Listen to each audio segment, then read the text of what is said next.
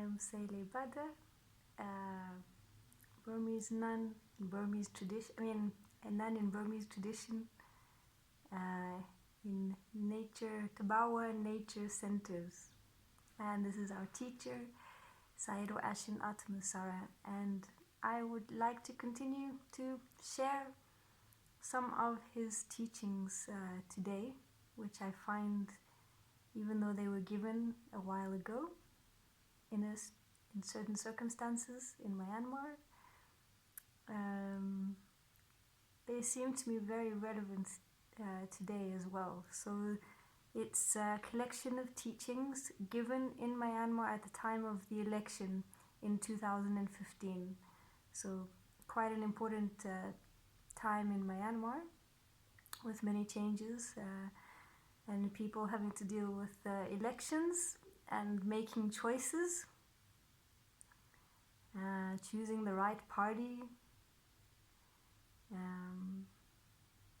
and I feel like it's very relevant today as well, when we have to make choices in life, sometimes for ourselves, our families, people around us, and also in bigger things like elections,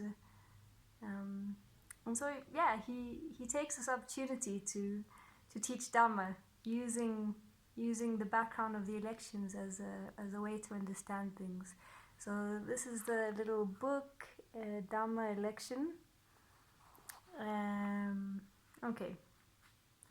Election, teaching of Venerable Sayadaw Ashin Ottamasara, delivered on 8th of November 2015 at the Bawa Center, Tanlin. Wholesome vote and unwholesome, or merit vote and demerit vote, kusala vote and akusala vote. So, today is an election day in Myanmar.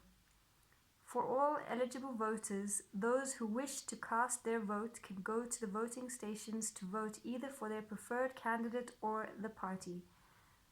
Though all religious personnel, monks and nuns, are prohibited from voting on election day, by doing dana, observing shila, and practicing meditation bhavana, we are also casting wholesome votes and unwholesome votes on a daily basis.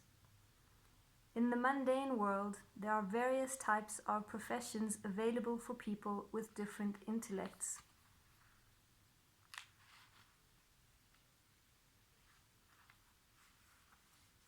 At a personal level, in order to prevail over unwholesome deeds, we need to refrain from giving full support to mundane endeavors.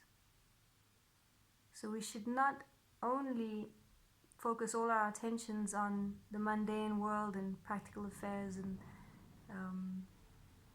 in order for our merit-making party to triumph over its opponent, we should strive to do more wholesome deeds, like doing dana, observing shila, and practicing meditation bhavana. We must propagate this victory over to our surroundings, ward, township, city, state, country, world, and the whole universe. At personal level, we do dana, observe shila, and practice meditation bhavana on top of our mundane responsibilities. At the Bawa Center, I especially teach and train all the yogis to carry out their mundane responsibilities without interrupting their dana, shila, and bhavana duties. So even when one is carrying out all one's responsibilities in the mundane world, one keeps on observing shila and bhavana and dana. Generosity. Okay, you can overcome initial difficulties by doing wholesome deeds repeatedly. Whatever endeavors you undertake, including practicing meditation, always try to do wholesome deeds, dana, shila, and bhavana, continuously for everyone. Your actions will become unwholesome if you think of yourself only with egocentric point of view. So he continuously reminds us to think of others and not just ourselves, to do for others and everyone and not just ourselves. He says, you cannot avoid the impressions, misunderstandings, gossiping, bickering, accusations, condemnations, arguments, and disputes of others. When made by others, these mistakes will not be so important to you. So you don't really need to worry about them. But they will become seriously unwholesome and tarnish your dana if you grasp your perception of who said what to me, who has what impression about me, and take others' wrongdoings with an egocentric point of view. These kinds of blunders are even happening in meditation centers. Whatever you do with good intention is wholesome. While walking on the path paved by the noble ones and doing wholesome deeds, though you do not need to purposely avoid others' impressions, misunderstandings, gossiping, bickering, accusations, and condemnation, you also do not need to grasp and attach to them. If you grasp them, you will create either lobha, greed, or dosa, anger, or moha, delusion, and it will be unwholesome. Thus, when dealing with these situations, strive to experience only, use only, and do only. These are words he uses often in his teachings: to do only, to experience only, to use only. There is no me, no you, no something, no someone. Only cause and effect. So when we are doing, we do only, experience only, without all of the other stuff, without thinking it's me, without worrying about anything else. We do only what is right.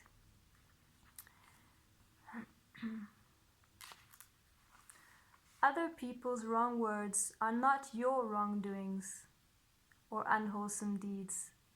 Your actions will become unwholesome only when you do wrong things. Your actions will not become virtuous based on other people's compliments. Your actions will become wholesome only when you do right things. Your actions will not become virtuous based on others' favorable impression. Neither will they become your wrongdoings based on others' unfavorable impressions. Your actions will become virtuous only when you do right things.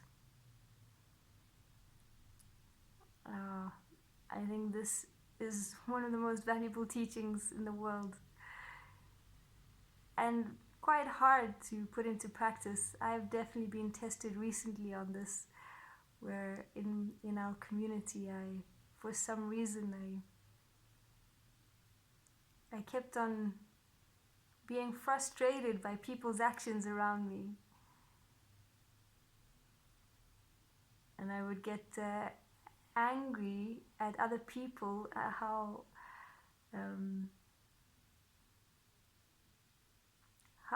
I thought sometimes they were judging me, or not able to hear and listen to what I'm saying, or all sorts of things like that. And eventually I had to really just understand that it wasn't skillful being angry, it wasn't helping, and it was really causing a lot of suffering to me and others, and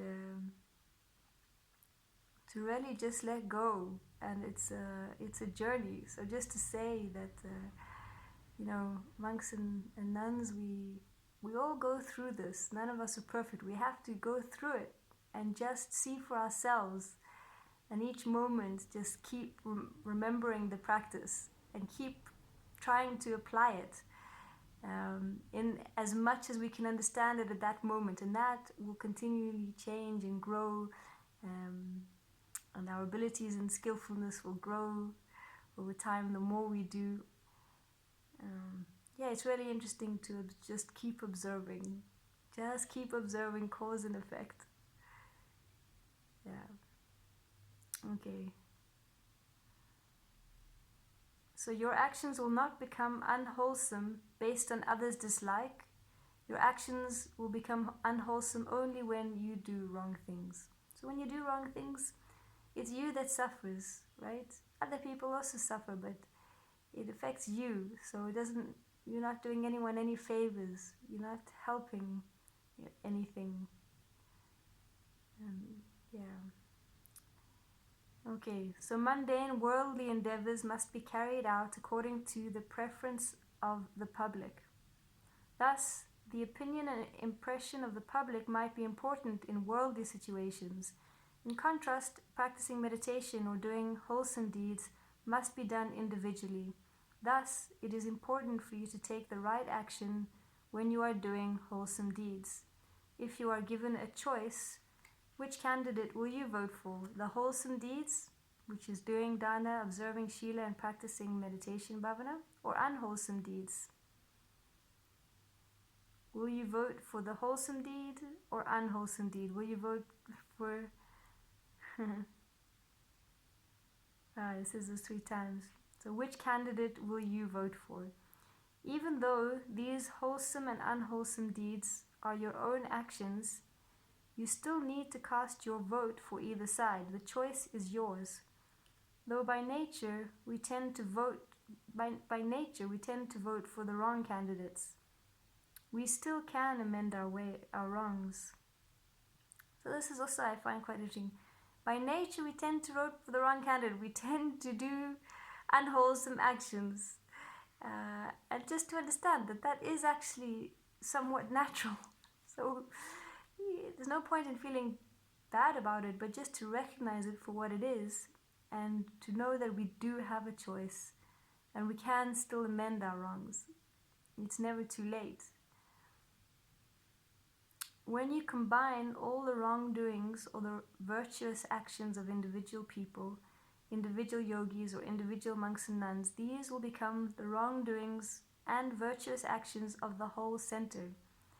So each one of us does have a responsibility, and it becomes a collective, and it does affect the whole center in the end, or country, family, country, etc., world, universe.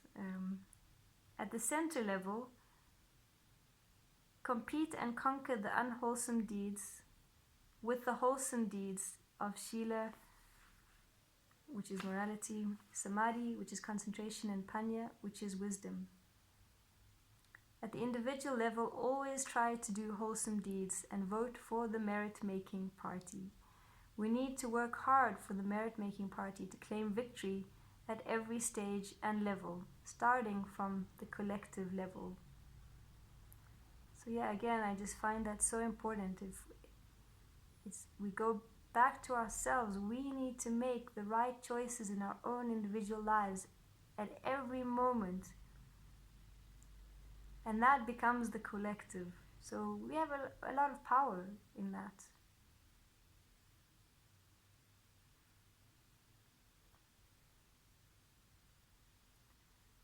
Okay, so merit-making party and lack of merit-making party. Good party and bad party. There are 2 main parties, the merit-making party and the lack of merit-making party, or the good party and the bad party. We need to unanimously vote for the good party in order to prevail over its opponent. This kind of election that is held regularly is concerned not only with the country, but also with the whole world and the whole universe. So just as individually we can affect people around us, which goes to the country, also countries affect other countries and the world. We are connected, and we do influence each other by the choices that we make in each moment, and our actions, our thoughts, our deeds, our words. Good deeds and bad deeds, justices and injustices are contending for victory in groups, individually, worldwide, and universally. It's like there's a context, the good and evil, like the battle. The powerful team can mutually defeat other teams. There will be positive results if the merit-making party is victorious. Otherwise, more votes for the bad or demerit party will bring negative results. Doing dana, observing shila, and practicing meditation are good or wholesome deeds that we should all do consistently. If we do not do these good deeds continuously and diligently, we will instinctively vote for the bad or lack of merit party. So he's using this as a metaphor, really just in our own lives at each moment, choosing good or bad. And then also, if we continually choose good over bad in our own lives, that will affect the bigger decisions that we make, which includes choosing the right party or whatever it is that has a greater impact on more people around us. If we want to act for the welfare of ourselves, our families, our organizations, our communities, our countries, our world, and our universe, we must choose to do good deeds such as dana, shila, and meditation practice. Besides, we must try to purify our minds and stay calm. We must not leave our mind as it is. This means we should not let our mind follow our desire. Otherwise, our mind will become unstable and impure.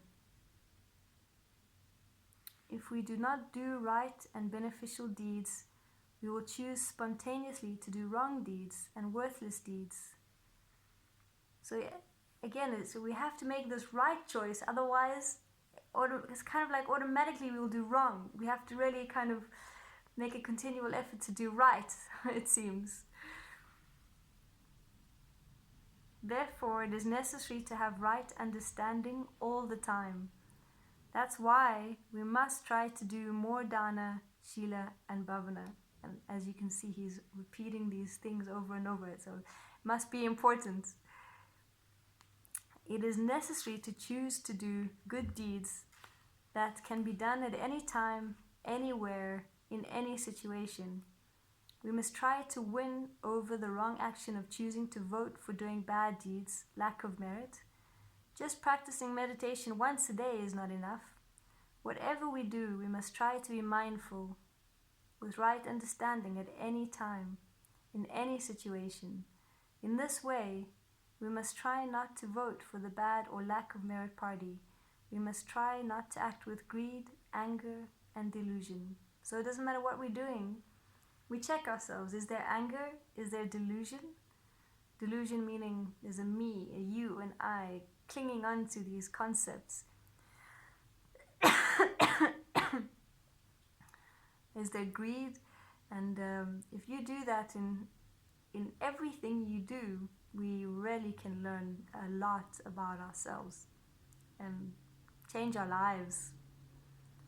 Yeah. Voting for the good or merit-making party one time means being mindful with right understanding and doing good deeds. This kind of voting is not done in vain.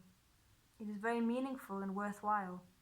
It is very rewarding because you will get as much merit as the work you put in.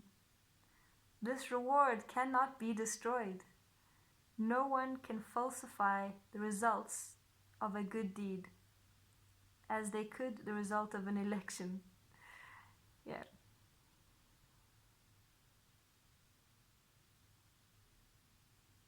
Okay, I think I will leave it for this time, and I will continue in the next video.